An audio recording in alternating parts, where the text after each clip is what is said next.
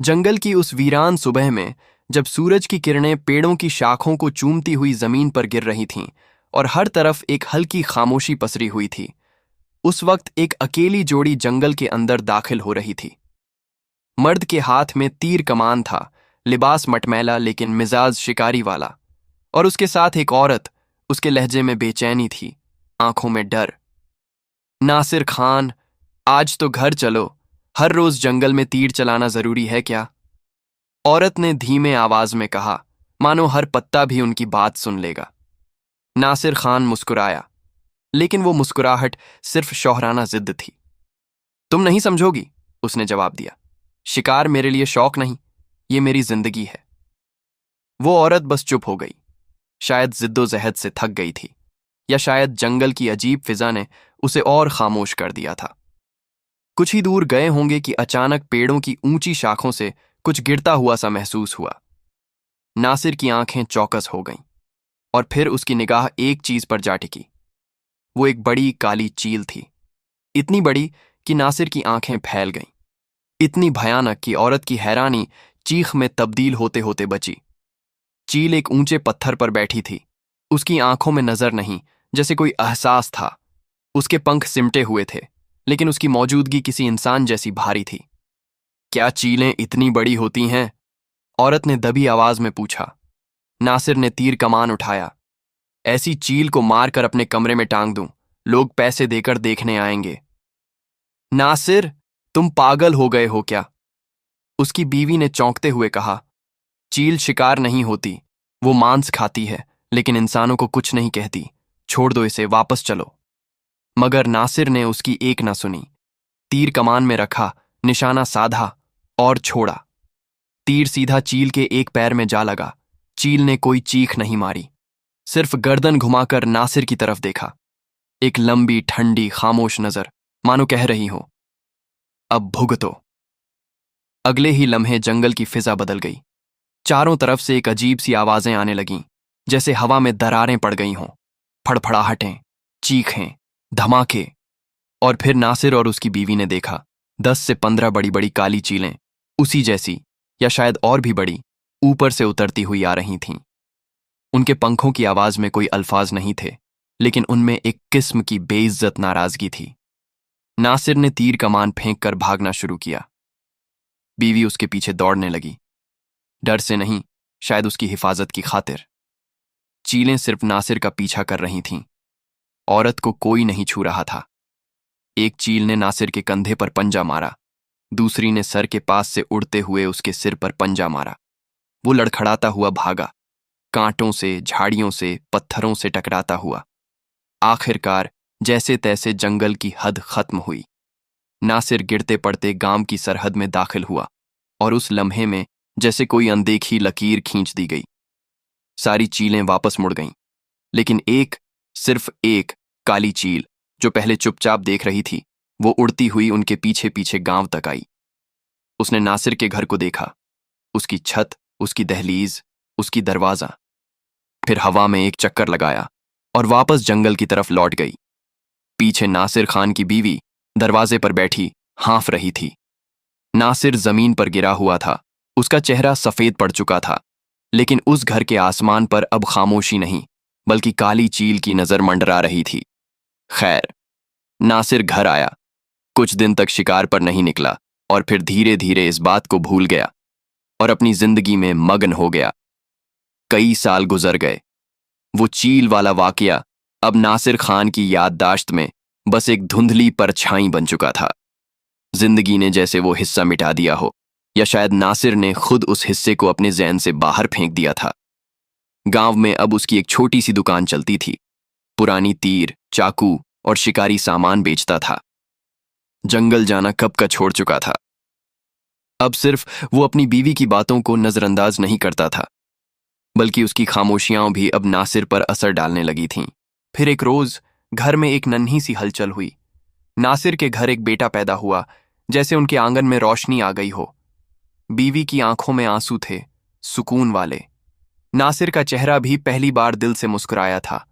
उस बच्चे का रंग साफ था, लेकिन आंखें आंखें कुछ अजीब सी थीं, बिल्कुल काली, बिल्कुल गहरी, जैसे किसी जंगल की रात हो, ठंडी और बेजुबान। नाम क्या रखेंगे? बीवी ने पूछा। नासिर कुछ पल चुप रहा, फिर बोला, जिंदगी की तरह सीधा मगर मजबूत, आफताब। बीवी मुस्कुराई। उस मुस्कुराहट में खुशी भी थी और शायद थोड़ी सी उलझन भी। वक्त गुजरता गया। आफताब बड़ा होता गया। बहुत तेज, बहुत सयाना बच्चा था, लेकिन वो बहुत खामोश था। उसके लहजे में न तो बचपन की शरारत होती थी, न सवाल। वो ज्यादातर आसमान की तरफ देखा करता। एक बार बीवी ने नासिर से कहा, तुमने नोटिस किया, आफताब की नजरें हमेशा ऊपर रहती हैं, जैसे कुछ ढूंढ रहा हो। नासिर ने बात टाल दी। बच्चा है, सब बच्चे अजीब हरकतें करते हैं। लेकिन बीवी ने कहा, उसकी खामोशी मुझे डराती है। वो खौफ नासिर तक पहुंचा नहीं, या शायद उसने मानने से इनकार कर दिया। खैर, 4 साल का वक्त और बीत गया। नासिर खान अब एक बिल्कुल बदल चुका इंसान था। जिसने सालों पहले जंगल में खुद को ताकतवर समझा था, अब वो अपने बेटे के आंचल में पनाह ढूंढता था। आफताब उसकी पूरी दुनिया जैसा बन चुका था। सुबह उसकी हंसी से दिन शुरू होता और रात उसकी नींद की खामोशी में डूब जाती। नासिर अब शिकार का नाम सुनकर भी चुप हो जाता। दुकान पर किसी को तीर या बंदूक बेचनी होती तो बेचता जरूर था, मगर आंखें झुकी रहतीं। उसकी बीवी अब भी वहीं थी, हल्की सी मुस्कुराहट और भारी खामोशियों वाली औरत, जो सब समझती थी लेकिन जुबान पर नहीं लाती थी। लेकिन बीते कुछ दिनों से एक अजीब सूरत हाल ने घर के आसपास डेरा जमा लिया था। हर शाम जैसे ही सूरज डूबने लगता, एक काली चील नासिर के मकान के ऊपर मंडराने लगती। वो न चिल्लाती न झपट्टा मारती, बस एक खामोश निगरानी, जैसे वो किसी को देख रही हो। किसी को पुकार नहीं रही थी, लेकिन इत्तिला दे रही थी। किसी और को, शायद जंगल में किसी जख्मी परिंदे को, शायद बदले की आग में झुलसते किसी परछाई को। बीवी ने एक दिन नासिर से कहा, एक चील हर रोज आती है, हर रोज, एक ही वक्त पर। नासिर ने जवाब नहीं दिया, सिर्फ बेटे की तरफ देखा, जो फर्श पर बैठकर लकड़ी की एक टूटी गाड़ी से खेल रहा था। बीवी फिर बोली, मैं डरने लगी हूं नासिर, वो बस तुम्हें नहीं देखती, कभी कभी आफताब को भी देखती है, बहुत देर तक। नासिर ने इस बार भी कुछ नहीं कहा, लेकिन उसकी आंखें हल्की कांप गईं। फिर एक दोपहर, धूप ज्यादा थी, गर्म हवा तन को चीरती सी बह रही थी। कच्चे मकान की छत पर बीवी कपड़े लेकर चढ़ी थी। आफताब भी उसके साथ, उसकी गोद में था। तुम यहीं खेलो, मैं कपड़े पसारती हूं, उसने बेटे से कहा, और लोहे की तार पर चुपचाप सूखे हुए कपड़े लटकाने लगी। आफताब छत के कोने में बैठा नीले आसमान की तरफ देखने लगा। वहीं उसका खेल था, अपनी नजरों से उड़ते परिंदों की शक्लें बनाना। बीवी की पीठ आफताब की तरफ थी। तभी हवा की एक अजीब सरसराहट हुई, एक फड़फड़ाहट जो चुपचाप आसमान को चीरती हुई उतरी। बीवी ने पलटकर देखा और सांस अटक गई। एक बड़ी, बेहद बड़ी काली चील न जाने कब, कहां से उतरी और पलक झपकते ही आफताब को अपने पंजों में समेटकर हिफाजत के साथ जंगल की तरफ उड़ गई। आफताब! उसकी चीख आसमान में गूंज उठी। कपड़े, बाल और आंसू सब हवा में उड़ रहे थे। नासिर नीचे बैठा था। बीवी की चीख सुनते ही दौड़ता हुआ बाहर निकला। क्या हुआ? वो आफताब को ले गई, वो चील। चील! नासिर के पांव थम गए। क्या? उसकी आवाज टूट गई, जैसे किसी ने गले से रगें खींच ली हों। वो छत पर चढ़ा, जहां बीवी अजीब गम की हालत में थी। उसकी आंखों से आंसू नहीं बह रहे थे, वो तो जैसे बह चुके थे। सिर्फ एक बात दोहराई जा रही थी, वो चील आफताब को ले गई, वो ले गई, वो ले गई। उस शाम गांव की हर गली में खबर फैल गई। लोग इकट्ठा हुए। कुछ ने कहा, ये कोई आम चील नहीं थी। कुछ बोले, इतनी बड़ी चील कभी देखी नहीं। एक बूढ़ा बोला, चीलें कभी बच्चों को नहीं उठाती, ये कोई आम सूरत हाल नहीं। नासिर का दिल अब तहस नहस हो चुका था। वो घुटनों के बल गिर पड़ा, दीवारों में सिर मारने लगा। बीवी ने अपने बाल नोच डाले और बस एक बात बुदबुदा रही थी, कहाँ था तुमसे उस दिन, उस जंगल में?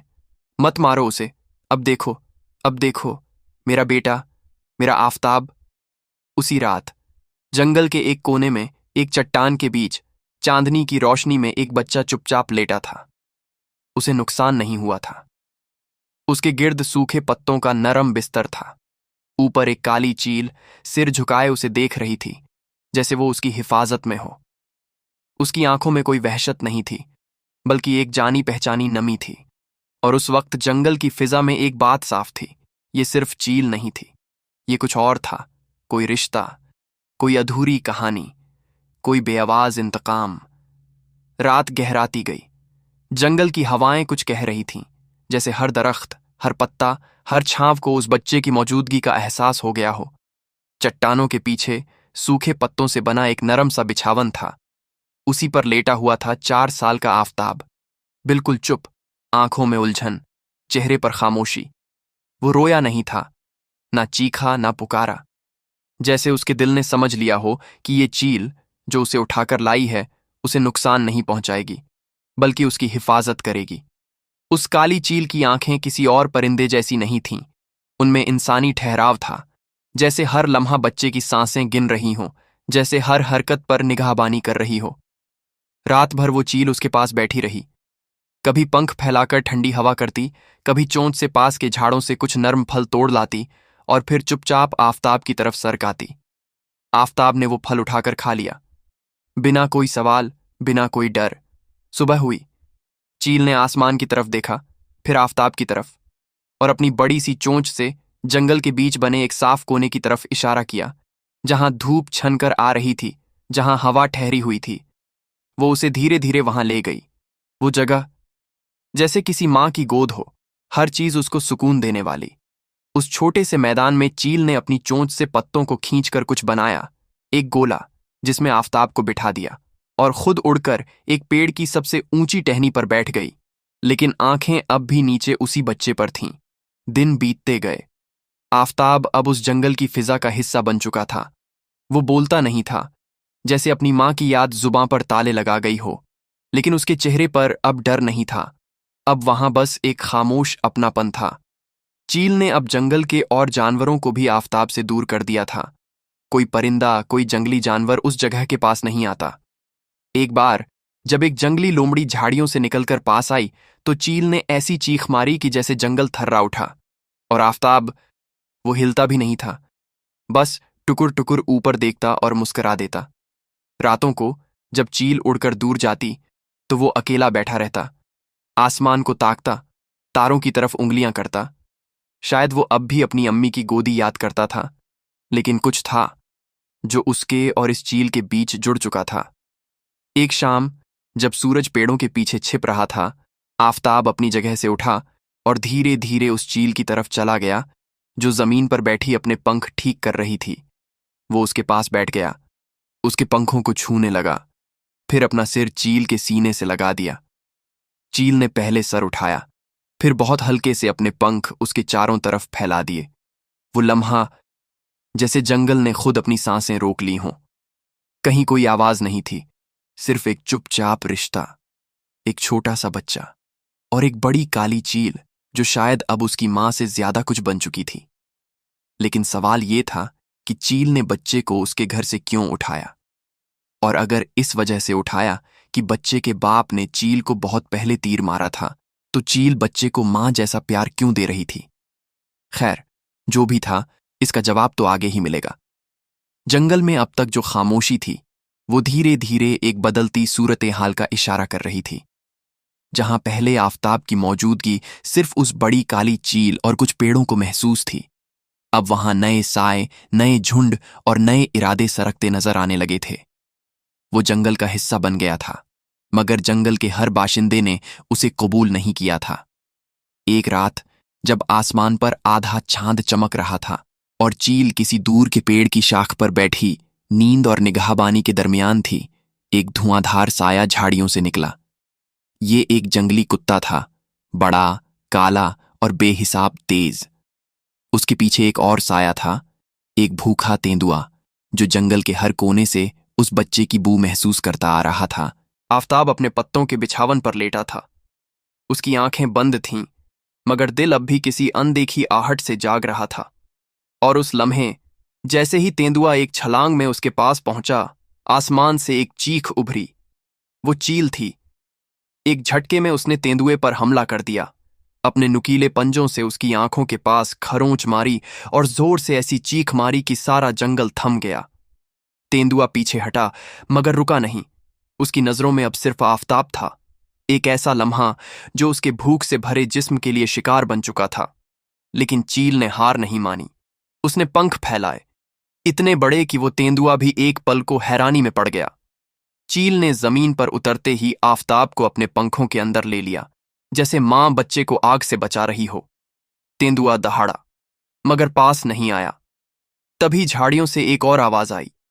3 लकड़बग्घे, भूखे, गुस्से में, आंखों में वही चकमक जो किसी आसान शिकार को देखकर होती है। अब चील अकेली नहीं, सिर्फ एक तेंदुए से लड़ रही थी। अब वो आफताब को 3 लकड़बग्घों और एक जंगली कुत्ते से भी बचा रही थी। उसने अपना दायां पंख फैलाकर आफताब को और भी ढक लिया और दूसरे पंख से जमीन पर जोर से मारकर गर्द उड़ाई, ताकि वो दरिंदे नजदीक न आ सकें। फिर उसने हवा में उड़ान भरी और सीधे लकड़बग्घों पर हमला किया। उसके पंजे इतने मजबूत थे कि एक लकड़बग्घा सीधे जमीन पर गिरा। दूसरे ने बचने की कोशिश की, मगर चील ने उसकी गर्दन पर वार किया। तीसरा भागने लगा। इस पूरी लड़ाई में आफताब चुपचाप एक कोने में दुबका रहा। उसकी आंखों में खौफ नहीं था, बल्कि एक अजीब सा भरोसा था कि उसकी मां जैसी चील उसे किसी भी कीमत पर बचा लेगी। कुछ ही देर में वो जानवर पीछे हटने लगे। तेंदुआ, जिसकी आंख अब थोड़ी झकमी थी, एक आखिरी बार चील को घूरता है, फिर गुस्से से भरा हुआ झाड़ियों में गायब हो जाता है। लकड़बग्घे कराहते हुए धीरे धीरे दूसरी तरफ चले जाते हैं। जंगली कुत्ता, जो हमेशा तेंदुए के पीछे चलता था, अब अकेला रह जाता है। वो कुछ पलों तक आफताब की तरफ देखता है, फिर एक लंबी सांस लेकर चला जाता है। खामोशी फिर से लौट आती है, मगर ये वैसी खामोशी नहीं थी। अब इसमें एक हिफाजत का सुकून था और साथ ही एक घुटी हुई थकान। चील धीरे धीरे आफताब के पास आती है, उसका सिर अपने पंखों से सहलाती है। आफताब उसकी आंखों में देखता है, फिर अपनी छोटी सी उंगली उसके पंखों पर रख देता है। शायद ये उसका पहला शुक्रिया था, बिना बोले। मगर उस रात के बाद जंगल के बाकी जानवर भी समझ गए कि अब उस बच्चे के आसपास एक अजीब सी हिफाजत का घेरा है। ये चील हर वक्त उसकी निगरानी कर रही है, और इस जंगल में उस बड़ी काली चील और उस इंसानी बच्चे का रिश्ता अब सिर्फ एक मजलूम की हिफाजत नहीं रहा, बल्कि एक जंग बन चुका था। लेकिन सवाल अब भी वही था कि चील ने बच्चे को आखिर उसके घर से क्यों उठाया, और अगर इस वजह से उठाया था कि बच्चे के बाप ने चील को बहुत पहले तीर मारा था, तो चील बच्चे को मां जैसा प्यार क्यों दे रही थी। ये सवाल बार बार घूम रहा था। बहरहाल वो जंगल, जहां शुरू में एक गुमसुम सी खामोशी और खतरों की सरसराहट थी, अब उस जंगल में एक अजीब सी मामूली सी रौनक रहने लगी थी। वजह सिर्फ एक, वो बच्चा जो अब बच्चा नहीं रहा था। 20 बरस बीत गए थे। आफताब अब एक नौजवान बन चुका था, उम्र की जवानियों की दहलीज पर खड़ा, मगर दिल से आज भी उतना ही प्यारा जितना वो दिन जब एक चील ने उसे अपने पंखों में समेटकर जान बचाई थी। चील अब बूढ़ी हो चली थी। उसके पंखों की चमक थोड़ी हल्की पड़ चुकी थी, मगर उसकी आंखों की हिफाजत भरी चमक अब भी वैसी ही थी, गहरी, चौकन्नी और ममता से भरी। आफताब ने बोलना कभी नहीं सीखा। शायद जंगल की हवा में लफ्जों की जरूरत ही नहीं थी।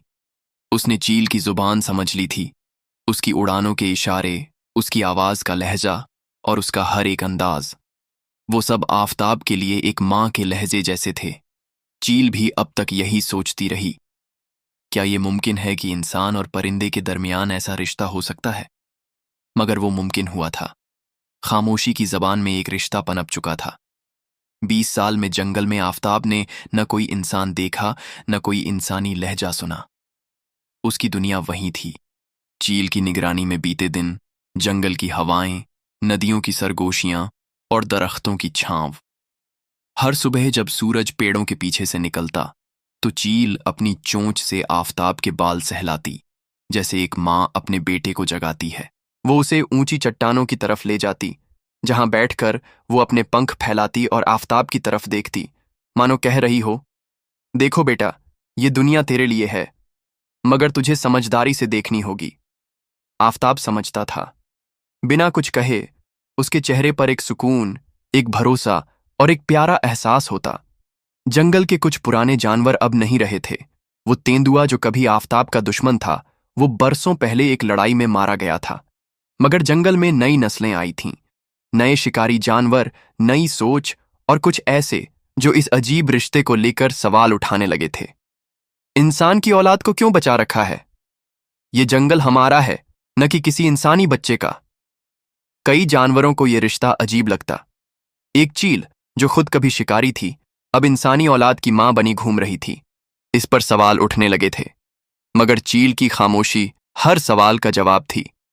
उसे किसी को कुछ साबित नहीं करना था, क्योंकि उसके लिए आफताब सिर्फ एक बचा हुआ बच्चा नहीं था, वो उसके जख्म का इलाज था। एक दिन आफताब ने पत्तों से एक चीज बनाई, एक छोटी सी चील की शक्ल में तस्वीर। फिर उसे पेड़ के तने पर बांध दिया और हर रोज उसे देखता, मगर वक्त थमता नहीं। और जंगल में अब कुछ ऐसा होने वाला था जो इस माँ बेटे के रिश्ते की हिफाजत को सबसे बड़ी आजमाइश में डालने वाला था। क्योंकि कहीं दूर एक शिकारी ने सुना था कि जंगल में कोई इंसानी नौजवान जिंदा घूम रहा है। वक्त की रफ्तार हमेशा तेज नहीं होती, कभी कभी वो इतनी धीमी होती है कि हम महसूस भी नहीं कर पाते, और फिर जब वो स्पीड पकड़ती है तो कुछ ऐसा होता है जो पूरी जिंदगी बदल सकता है। खैर, पहले दौर में चलते हैं और उसी शिकारी की तरफ रुख करते हैं जो कभी जंगल के गहरे कोनों में अपना खौफ और ताकत रखता था। नासिर खान, जो अब 60 साल का हो चुका था, वो आदमी जिसे अपना नाम और पहचान अपने शिकार और जंगल के किस्से ही याद थे। वो बूढ़ा हो चुका था, मगर उसकी आंखों में वही खौफनाक तेजी और बातों की समझ थी। वो दिन जब उसने उस चील को घायल किया था, अब उसके लिए सिर्फ एक बेमानी याद बन चुका था।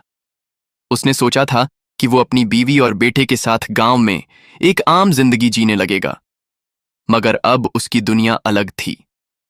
नासिर खान ने अपनी जिंदगी के बाकी बचे सालों को खामोशी और अकेलेपन में बिताया था। उसे कभी किसी ने नहीं बताया था कि उसके बेटे आफताब का क्या हुआ। उसके दिल में एक अनदेखी बेचैनी थी। क्या मेरे बेटे की कोई निशानी अब भी जिंदा है? मगर कभी किसी ने उससे यह सवाल नहीं पूछा। वो बूढ़ा आदमी यानी नासिर खान अब रोज उसी पुराने घर में बैठकर वो खुरदरी दीवारें और पुरानी लकड़ी की आवाजें सुनता। उसका दिल कभी कभी उदास हो जाता। क्या मैं अपनी बीवी बच्चे को नासमझी से खो बैठा? कभी वो जंगल में निकल जाता अपनी बंदूक लेकर, पर शिकार करने का जज्बा अब तकरीबन खत्म हो चुका था। अब उसके कदमों में वही मिलीजुली उलझन थी जो किसी इंसान को अचानक अकेलेपन में घेर लेती है।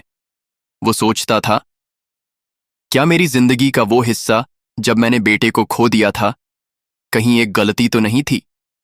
वो यह सब सोचता ही रहता था। कभी कभी खुद से ही सवाल करता, क्या उस दिन मैंने जो चील को निशाना बनाया था, उसका खामियाजा भुगतने के लिए मुझे अब तक इंतजार करना था? वो अब एक बूढ़ा आदमी था, पर कुछ दिल में अब भी था। वो जंगल के खतरों का सामना कर चुका था। वो अपनी बीवी के पास वापस आ चुका था, लेकिन अब उसे एक अजीब सी तन्हाई महसूस होती थी। वो अब भी उस दिन की सख्त धूप को महसूस करता था जब उसने जंगल में पहली बार चील को तीर मारा था।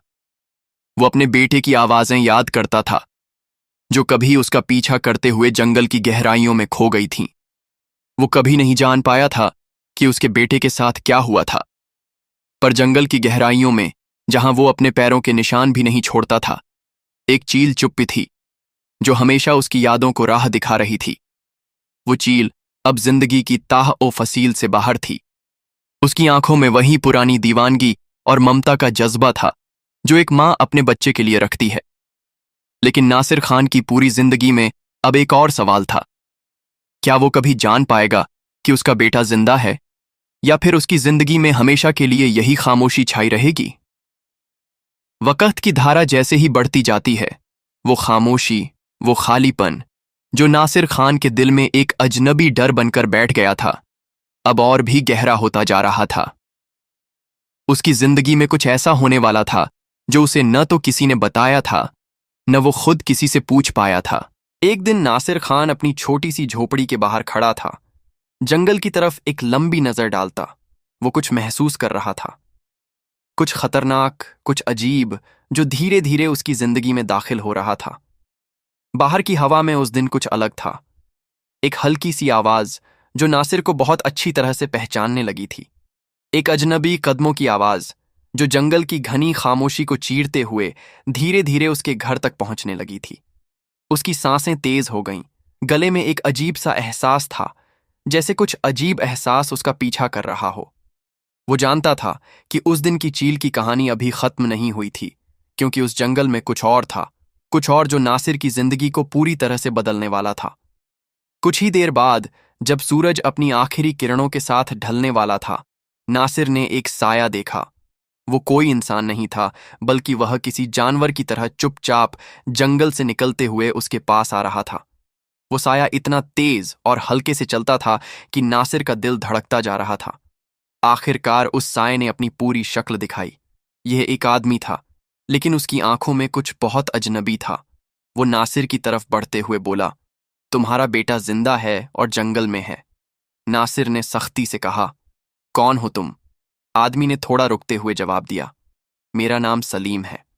उसकी आवाज में कुछ ऐसा था जो नासिर को और भी डराता था। सलीम ने फिर कहा, मैंने तुम्हारे बेटे को देखा है। वो उस चील के साथ जंगल में रहता है। लेकिन सवाल ये था कि वो आने वाला आदमी नासिर के बेटे को कैसे जानता है? क्या वो नासिर का दोस्त है या दुश्मन? नासिर ने जब सुना कि मेरा बेटा जिंदा है और 20 साल का हो चुका है तो उसके होश उड़ गए। वो कुछ समझ नहीं पा रहा था। उसने कहा, क्यों मुझे ये बता रहे हो? तुम क्या चाहते हो? सलीम ने उसकी आंखों में देखा और बोला, तुम्हारे बेटे की जिंदगी अब तुम्हारे हाथों में है, लेकिन अगर तुम चाहते हो कि वो महफूज रहे तो तुम्हें जंगल में कुछ बहुत बड़ी चीजों से लड़ना होगा। वो चील, वो जंगल, सब कुछ एक जाल है और तुम उसी जाल में फंसे हो। मैं जानता हूं कि तुम पहले क्या कर चुके हो, लेकिन अब तुम्हें अपनी पुरानी गलतियों का सामना करना होगा।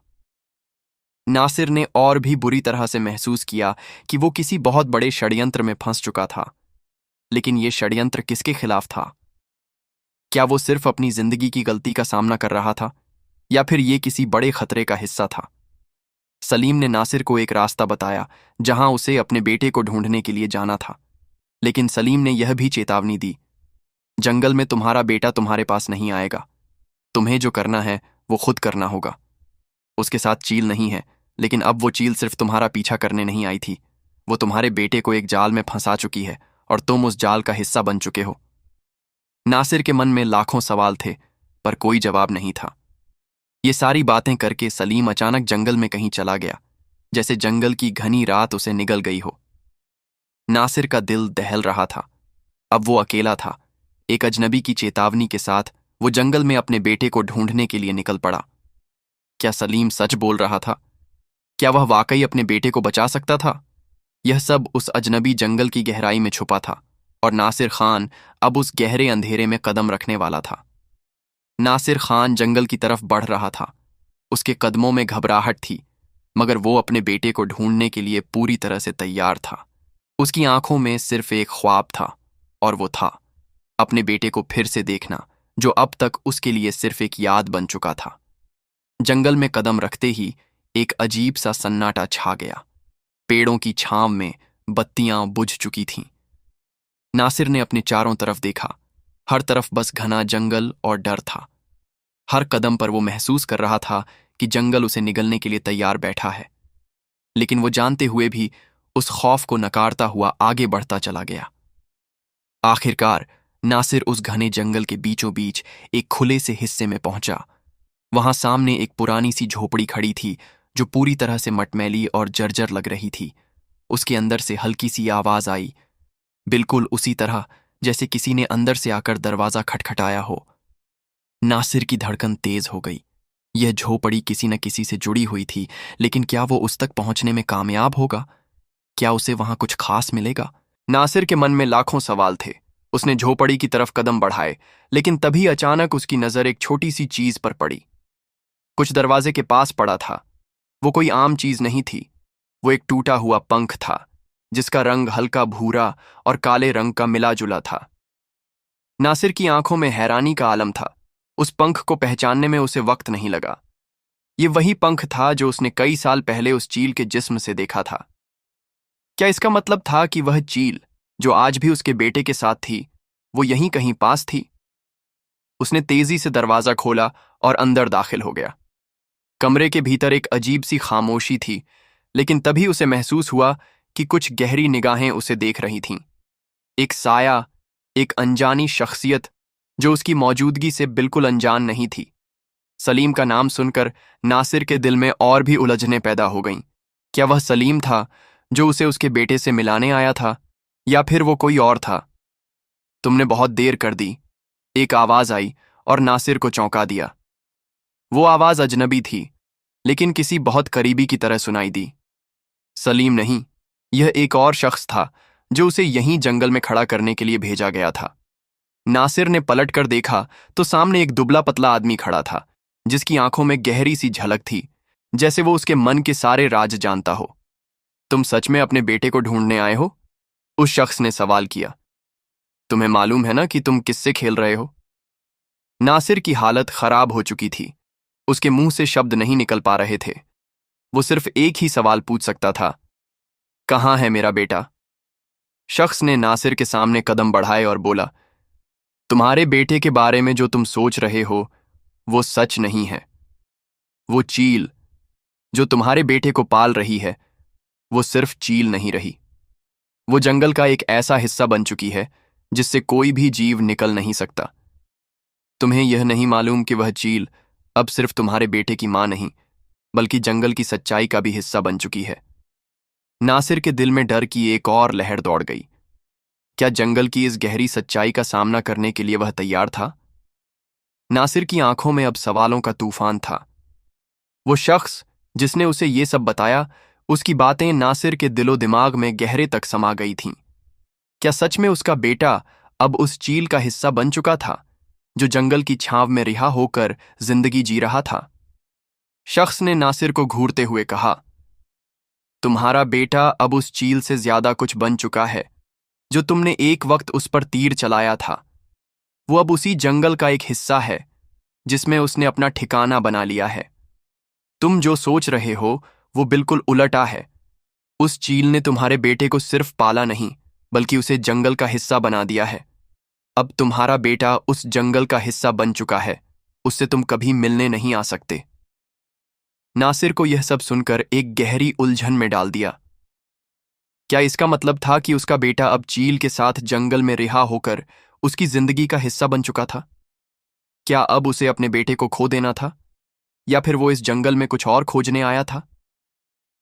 शख्स ने नासिर की हालत को देखा और फिर कहा, तुम सोच रहे होगे कि यह सब कैसे हुआ, लेकिन इस जंगल में हर चीज का एक कारण होता है। वो चील सिर्फ एक पक्षी नहीं थी।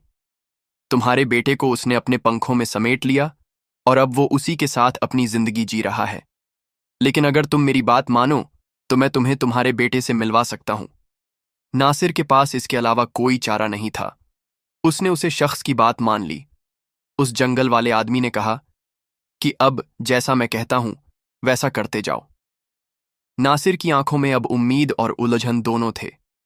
वो शख्स जो उसे जंगल में सब कुछ दिखा चुका था, अब नासिर को एक और जगह ले जाने वाला था।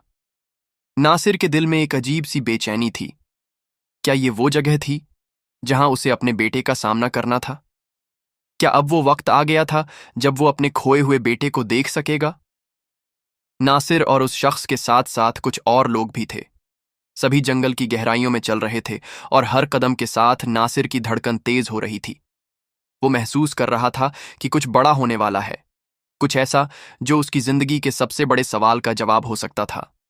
आखिरकार वे एक जगह पहुंचे, एक खुला सा इलाका जहां चारों तरफ पेड़ थे और हवा में कुछ अलग सा था। यहां नासिर ने एक चीज देखी, एक लड़का जो लगभग 20 साल का लगता था। वो लड़का वहीं बैठा था और नासिर की तरफ बिना देखे ही ध्यान से कुछ सोच रहा था। नासिर के दिल में एक हलचल उठी। उसने उस लड़के की आंखों में वो पहचान तलाश की जो उसे खुद के अतीत से जुड़ी हुई लग रही थी। क्या यही उसका बेटा आफताब था? क्या अब वह वक्त आ गया था जब उसे अपनी ममता का फर्ज निभाना था? लेकिन जब नासिर ने आफताब की आंखों में देखा तो उसकी उम्मीदें एक बार फिर टूट गईं। आफताब उसे नहीं पहचान सका।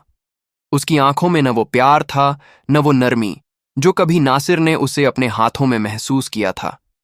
लेकिन फिर भी नासिर के दिल में कुछ अजीब सा था, कुछ ऐसा जो उसे अपनी ममता की ओर खींच रहा था। आफताब की नजरें नासिर के ऊपर पड़ीं और अचानक उसकी आंखों में एक हलचल सी पैदा हुई, जैसे किसी ने एक पुरानी याद को वापस जिंदा कर दिया हो। लेकिन उस हलचल के बावजूद उसने नासिर को नहीं पहचाना।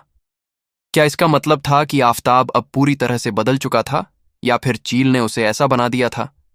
उसी वक्त वही आदमी जो नासिर को जंगल में लेकर आया था, उसने अपने साथी को इशारा किया, जो जंगल की झाड़ियां में छुपा हुआ बैठा था। उसके साथी ने तीर को खींच लिया और नासिर की तरफ चला दिया। तीर अब नासिर की तरफ बढ़ने वाला था, लेकिन उसके दिल में कुछ अजीब सा हो रहा था। वो समझ नहीं पा रहा था कि आखिर ये सब क्या हो रहा था। लेकिन आफताब, जो अब उस चील को अपनी मां मानता था, उसने अचानक तीर को देखा और तीर से पहले उस शख्स की ओर बढ़ने लगा। नासिर को यह सब कुछ समझ में नहीं आ रहा था। उसके सामने उसका बेटा, लेकिन क्या वो उसे जानता था? सिर्फ कुछ सेकंड बाद चील ने अपनी पंखों की छांव में खुद को आगे बढ़ाया और तीर को अपने पैरों में समेट लिया। नासिर को यह सब कुछ समझ में नहीं आ रहा था। चील ने वो तीर अपने पैरों से रोका और नासिर ने देखा कि उसका बेटा अब पूरी तरह से चील के साथ जुड़ा हुआ था। ये था एक नया और खतरनाक रास्ता, जहां अब नासिर को अपने बेटे से जुड़ी सच्चाई का सामना करना था। यह मंजर नासिर के लिए पूरी तरह से डरावना था। जंगल की उस खामोश दोपहर में अचानक ऐसा तूफान उठने वाला था जिसका अंदाजा किसी को न था। तेज हवाओं के साथ एक सन्नाटा चुपके से सब पर छा गया। आफताब की नजरें अब उस तीर चलाने वाले शख्स पर गड़ी थीं, जिसने कुछ लम्हों पहले ही उसके सामने खड़े अजनबी यानी नासिर की जान लेने की कोशिश की थी। और फिर जैसे ही चील के पंजे में वो तीर चुभा, एक ऐसी गूंज उठी जंगल में कि आसपास के परिंदे तक उड़ चले। चील की आंखों में अब वो नरमी नहीं थी जो आफताब को लोरी देकर सुलाती थी, बल्कि अब वो आंखें शोले बन चुकी थीं। उसने हवा को चीरती हुई एक चीख मारी और बिजली की रफ्तार से उस शख्स की ओर झपटी जो नासिर को वहां लाया था। उस शख्स को यह अंदाजा बिल्कुल नहीं था कि जो चील अब तक सिर्फ निगाहबान बनी हुई थी, अब उस पर टूट पड़ेगी।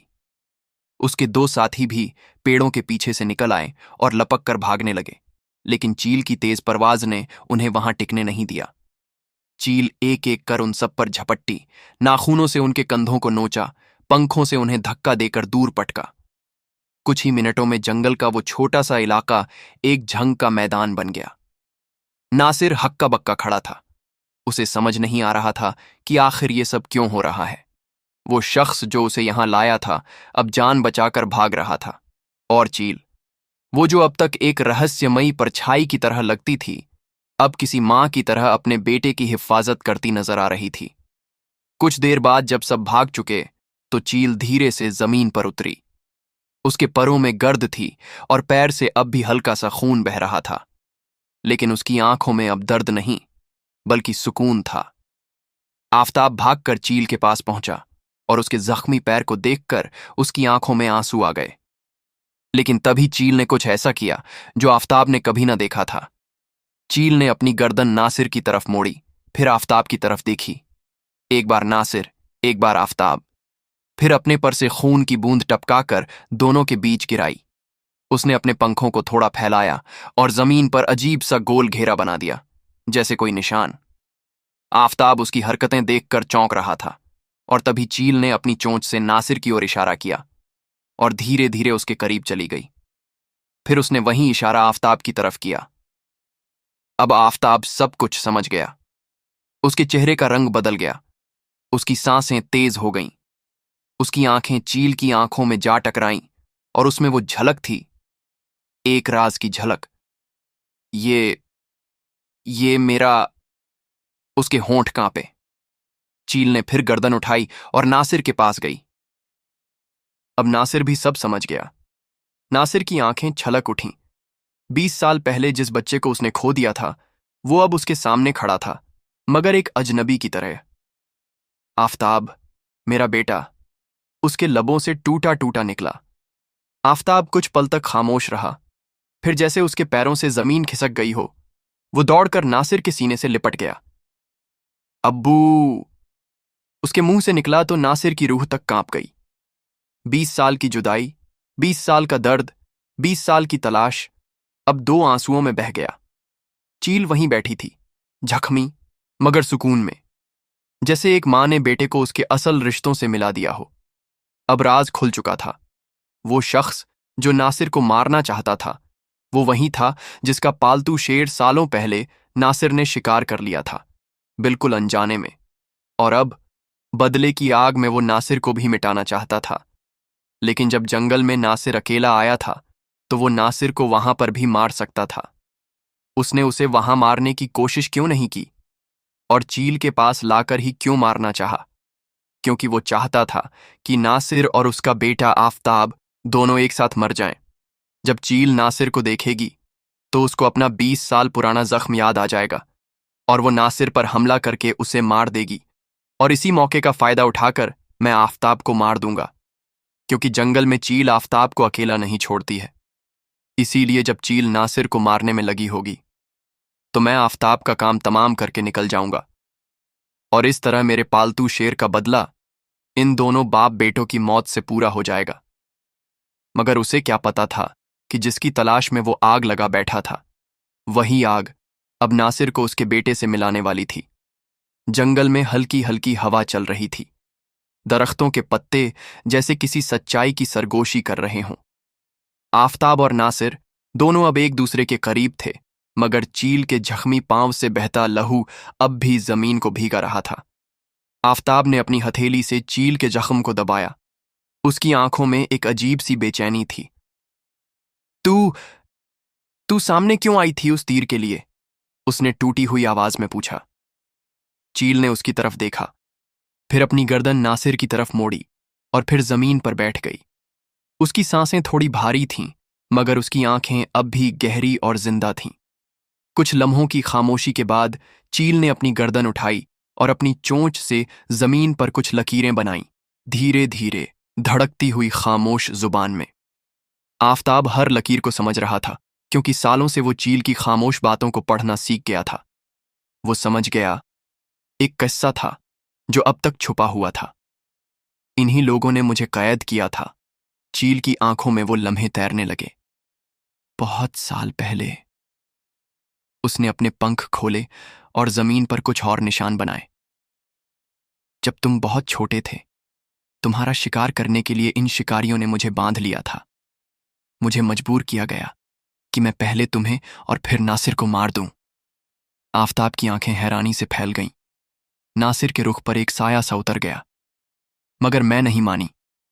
उसने आगे बताया, तुम मेरे साथ काफी वक्त से थे। हर सुबह मेरी परों की छांव में सोते, हर शाम मेरी आंखों से सवाल करते। तुम मेरे बेटे जैसे बन गए थे। और फिर जब आज वो तीर तुम्हारी तरफ बढ़ा, तो मेरी आंख खुल गई। मेरे दिल ने कह दिया, अगर इसको कुछ हुआ तो मैं जिंदा नहीं रहूंगी। उसने गर्दन झुका ली, पंखों को समेट लिया। जमीन से लहू अब भी रिस रहा था, मगर उसकी आंखों में अब सुकून था। आफताब की आंखों से एक आंसू गिरा और सीधे चील के पर टपका। तू मेरी मां है, उसने धीमे से कहा। 20 साल तूने मुझे पाला, मुझे चलना सिखाया। नासिर की आंखें भर आई थीं। वो अब तक गम में था कि उसका बेटा इतने सालों तक एक परिंदे के साथ कैसे जिंदा रहा, मगर अब वो शर्मिंदा भी था। उसने चील से कहा, मैंने तुझे घायल किया था, तेरे जैसे परिंदे को। उसने चील के सामने हाथ जोड़ दिए। मुझे माफ कर दे। चील ने धीरे से अपना पर नासिर के सिर पर रखा, जैसे कह रही हो, मैंने तुझसे कभी नफरत नहीं की, मगर मुझे वक्त लगा ये समझने में कि दर्द से ज्यादा बड़ा रिश्ता माफी का होता है।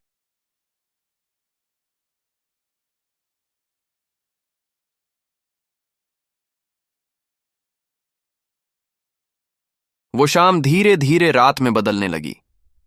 चील अब थक चुकी थी। उसके पंख अब भी फैले हुए थे, जैसे किसी जंग के बाद का सुकून हो। काफी देर की खामोशी के बाद चील ने धीरे धीरे अपनी गर्दन उठाई। उसने आफताब की तरफ देखा, फिर नासिर की तरफ, और उसकी आंखों में एक ऐसा दर्द था जो किसी किताब में नहीं लिखा जा सकता। तू जानना चाहता है ना? चील ने अपनी थकी हुई आवाज में आफताब से कहा, कि मैंने तुझे क्यों उठाया था। आफताब और नासिर दोनों अब उसके पास थे। चील ने अपनी निगाहें नासिर पर टिका दी। इसलिए, ताकि इस शख्स को नासिर को एहसास हो सके। जिस दर्द से तू मुझे गुजार रहा था वही दर्द तुझ तक भी पहुंचे, ताकि तू समझ सके कि जब एक मां की औलाद उससे छिनती है तो उसकी रूह कैसे चीखती है। नासिर की आंखें भर आईं। मैं समझ गया। मैंने तुझसे तेरी जिंदगी छीनने की कोशिश की, तुझे सिर्फ एक परिंदा समझा, तेरे दर्द को कभी महसूस ही नहीं किया। उसकी आवाज कांपने लगी। मगर तू भी तो किसी की औलाद थी। चील ने अपनी गर्दन झुका ली, धीरे से बोली, हां, मैं भी किसी मां की कोख से निकली थी। मेरे भी पर थे, मेरी भी एक उड़ान थी। मगर तूने सिर्फ इसलिए मुझे मारना चाहा क्योंकि मैं तेरे किसी काम की नहीं थी। न तेरी शिकार की शोहरत बढ़ाई, न तेरे घर का जेवर बनी। बस एक चुप सी मौजूदगी थी जो तेरे तीर का निशाना बन गई।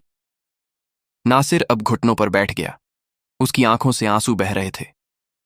माफ कर दे मुझे। मैं इंसान होकर भी जज्बात में तुझसे कम निकला। मैंने जो तुझ पर जुल्म किया उसी का तूने जवाब मुझे मेरे बेटे से जोड़ कर दिया। चील अब अपनी जगह से उठी। उसने अपने पंख फैलाए, जख्मी मगर अब भी मजबूत।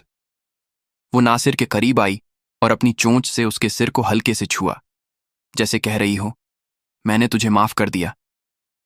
उस लम्हे में कोई शिकारी नहीं था, कोई परिंदा नहीं था, कोई जंगल नहीं था। बस एक मां थी, एक बाप था और एक बेटा।